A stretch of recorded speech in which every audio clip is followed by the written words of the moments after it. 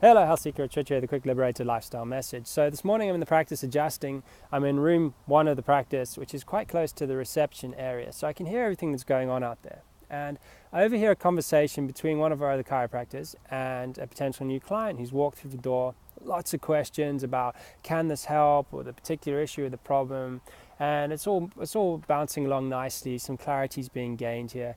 And the final question that this lady asked is, that's all great, but isn't it very, very expensive?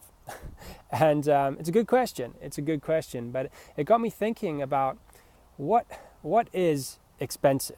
You know, expensive almost always comes down to a conversation that you're having in your own mind about a certain scenario that's occurring, and it's different for everyone. So what's expensive for one person is cheap for another. So, you know, what some people consider to be expensive would be a £300,000 house. For others, it's a £3 million house. For some people, it's a £50 dinner. For others, it's expensive as a £200 dinner. You know, so it's all relative.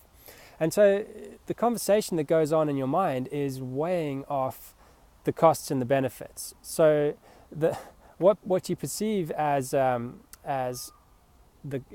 price really is the cost of admission, right? This is the first piece of the puzzle. It's what's written on the label. It's relative, and in many ways it's irrelevant because, like I said, it's different for different people. But the second piece of this conversation is the cost. Now, what's the real cost? The cost is the consequence of you avoiding making this investment in your life. So we take this example here. We've got a person here who's not able to work potentially because they have debilitating back pain that's not going away. It's there for weeks and months. Now, the rest of this scenario I'll just project because it's pretty common. Now, this person obviously is not going to sleep so well because it's difficult to sleep when you've got back pain. So you wake up in the morning fuzzy-headed and you go to work unable to concentrate. You develop a headache through the day, you get a bit irritable, you don't make the best decisions.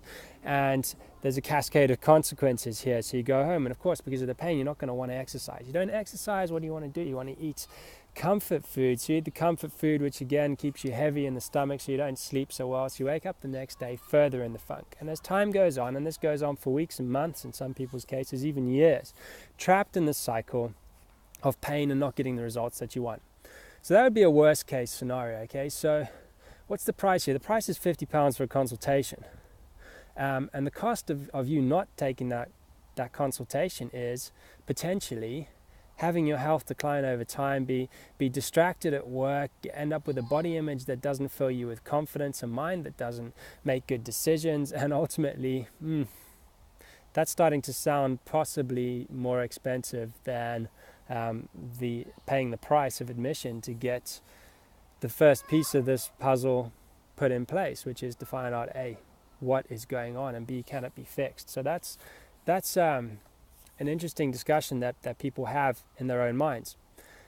And of course, it's not just about finances, okay? We have the same kind of discussion going on in our minds when it comes to energy and time, okay? So some people think 5 minutes of meditation takes too much time. I can't afford that time in my day. I'm too freaking busy.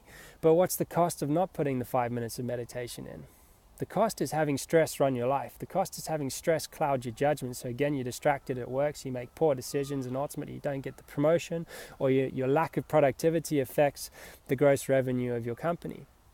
Or, you know, the stress confuses your thinking, makes you irritable, and so you have poor conversations and poor connection with your family and your children and your wife and your husband and your friends. And so that leads you into cycles of dysfunction that you ultimately would have been far easier to avoid had you just paid the price of 5 minutes of meditation every day. So the real discussion that we should have here really is the payoff of whatever I'm looking to invest in, does that outweigh the cost or the price? Does the payoff outweigh the price or the cost of not doing it? And that makes life so much easier. All of a sudden things fall into their proper perspective. And yes, sometimes things might just be a little bit out of your current practical grasp. You might need to save, you might need to change your habits, you might need to reduce spending in certain areas so that you can afford the things that you really need. But it's always important to remember that this is, sometimes when we judge things as being too expensive, it's an emotional judgment and it's not based on clear critical thinking. So something that I hope helps, you know, when it comes to something like your health, it's much better to say, will this help me the long-term payoff of increased productivity, of a healthy body that's vibrant, allows me to concentrate at work and sleep well and do the sports I love and show up clear and connected with my family, I think anything, any price is worth that kind of payoff at the end. Thanks for listening.